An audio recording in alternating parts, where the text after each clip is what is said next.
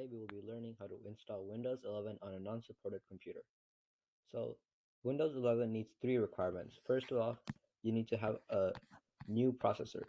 So your processor has to be an 8th generation or above, and it can be an i3, i5, i7, and even some Celerons and Atom processors. As you can see in these lists, so every processor in this list is supported by Windows 11. I will link this list below. And then your second requirement is your trusted platform module. So this is a chip that boots securely into your computer, so that way it has security features which makes your computer more secure, obviously. And aside from TPM, you also need to have UEFI mode. So this is another requirement to boot securely into Windows, so your computer isn't vulnerable to attackers. But these two chips, the TPM and UEFI mode, are automatically covered in your processor. So all you need to have is a good enough processor. But many people don't have these processors, so what we will be learning today is how to install Windows 11 even if your processor is not on this list or not supported by Windows 11. So what you want to start off by doing is searching Windows 11 ISO file. It takes you to this page where on the top or in your results should be this download Windows 11. You want to click on this. And because this page has a lot of information, you have to wait for it to load, complete loading. It might take some time because it has a lot of download files which are very big. Okay, once it's loaded, you want to scroll down to download Windows 11 disk image ISO. You want to click select download and click Windows 11 multi-edition ISO. And then you want to click download. It takes you down to the product language. So you can select your language. In my case, I click English, confirm,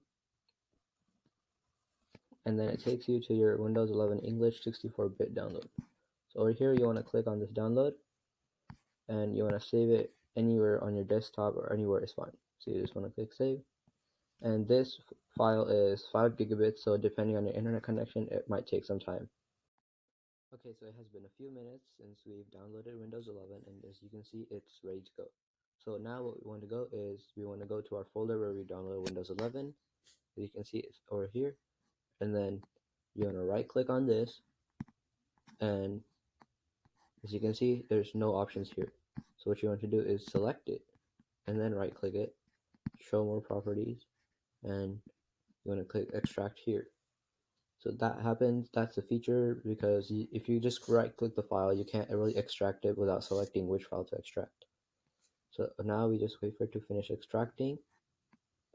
As you can see, we're 70% done. Some of you might not have WinRAR, so you might be able to just use Windows Zip or just the default Windows. All you need to do is extract the file. Okay, so now we have extracted the file.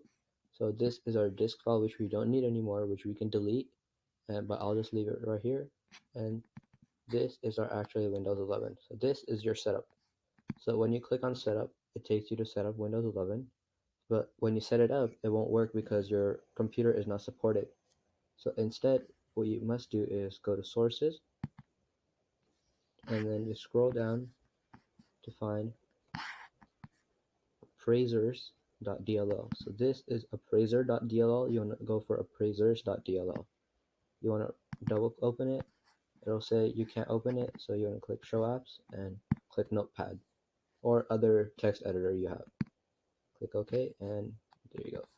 We are in appraisers file. Okay, so now that we have the file open, what we want to do is search for the TPM and UEFI modes. So you just want to click Control F, find. You're going to type in TPM and then click find next.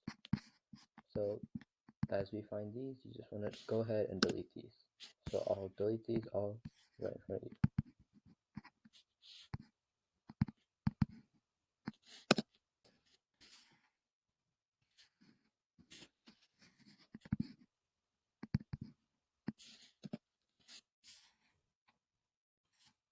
So this is in this, so you want to leave this one, and you want to leave this one, and you also want to leave this one. And we go back to deleting all the TPMs. You can leave this one. You can also leave this one. but you do want to delete this one.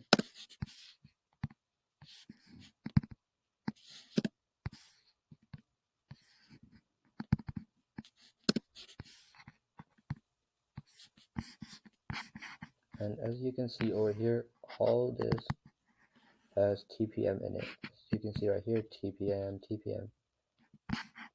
It continues on all the way up till here, down to here. So you want to delete all these up here.